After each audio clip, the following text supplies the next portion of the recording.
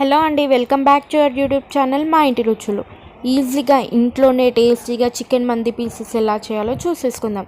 దానికోసం మేము చెప్పిన టిప్స్ని ఫాలో అయిపోతే సరిపోతుంది.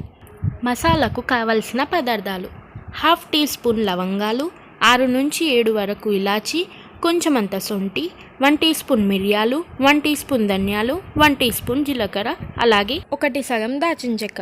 మేము చూపించిన విధంగా తయారు చేసుకోండి.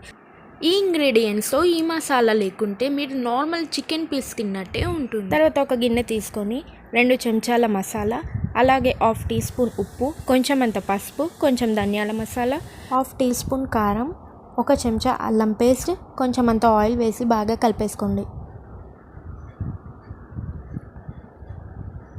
ఆ తర్వాత కడిగి పెట్టుకున్న చికెన్ ముక్కలను తీసి అందులోకి వేసేసుకొని మంచిగా మ్యారినేట్ చేసుకోండి.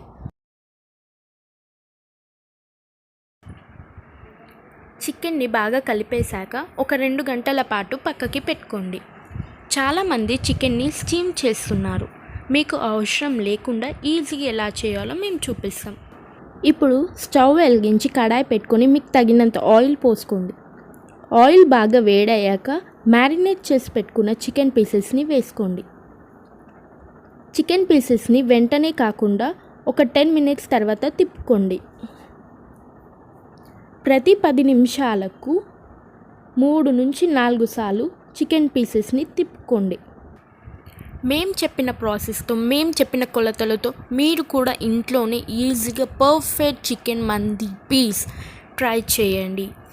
మీకు ఎలా వచ్చిందో కింద కామెంట్ బాక్స్లో కామెంట్ చేయండి. ఈ వీడియో మీకు నచ్చినట్టయితే like, share, comment and subscribe to మా ఇంటి రుచులు.